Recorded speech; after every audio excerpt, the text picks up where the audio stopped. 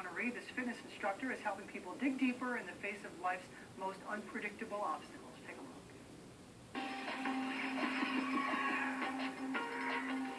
This is New Yorker of the Week. Watching Amanda Young leading her Zumba class, you wouldn't think this high-energy fitness instructor is living with excruciating pain. Being able to help other people has always been sort of the thing that drove me and is my sole passion. Amanda was diagnosed with Trigeminal Neuralgia almost 8 years ago. The rare neurological disease causes sudden severe facial pain that can make daily tasks difficult to handle. Imagine that you have a screwdriver stuck in your face and somebody is taking car battery cables and sending an electric shock. And because of the fear, you become isolated. And when you become isolated, it does cause a lot of depression. But Amanda refuses to suffer. Earlier this year, she founded Face the Change. It's a team of Amanda's supporters and fellow warriors raising money for the Facial Pain Research Foundation. On this day, her class has raised more than $20,000 to help find a cure. We are constantly fighting, but we refuse to give up. She's my hero.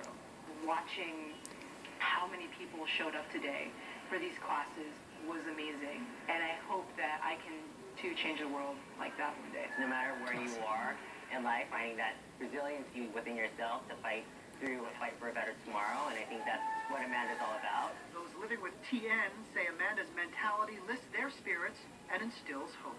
No matter what TN delivers you, you have to get up and keep fighting stronger. He's extremely positive.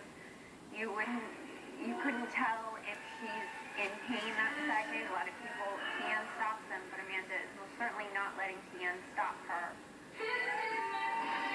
And so, for inspiring others to face life's challenges head-on, Amanda Young is our New Yorker of the Week.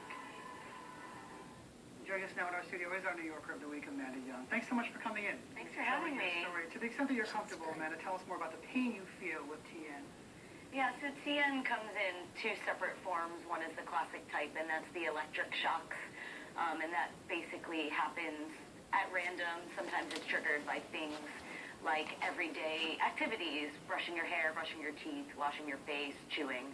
And I have those shocks, those electric shocks. And then the atypical pain is more of like a searing, boring, burning pain. And that manifests differently depending on the day, what the weather is doing.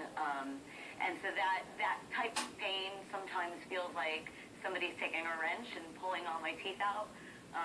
Or sometimes it feels like my ear is on fire, or I have ants crawling over my face. And when did this start for you? When did you decide to seek treatment? When did you realize something was wrong? So I was teaching a group fitness class back in 2008, and we wear a microphone, and I thought I was getting shocked by the microphone, and so I went to take the microphone off, and I'm still getting the shocks. So I realized that something was wrong, and I really went to the emergency room fairly immediately because it was by far the most excruciating pain I'd ever experienced, and nothing familiar whatsoever. Yeah, I was going to say, how common is TN? Had you heard of it before? No, I had no idea what it was, and most people don't. But basically, when I first developed the symptoms and I went right away, the diagnosis really doesn't always happen very quickly. I was very lucky in getting a good neurologist right off the bat. But I do think that for me, it was an emotionally difficult process to accept. How do people deal with it? I'm assuming there's a lot of recoil. There's a lot of depression that starts. There's a lot of what's wrong with me. So how did you fight through it? How do you deal with pain? And then just the challenges, not physically, but also mentally. It took me a long time to get to where I am. I actually did not tell anybody that I had the disease until most recently this July, towards the end of July. And it was a long time coming, and it was something that I struggled with personally because I didn't want to let the disease define who I was.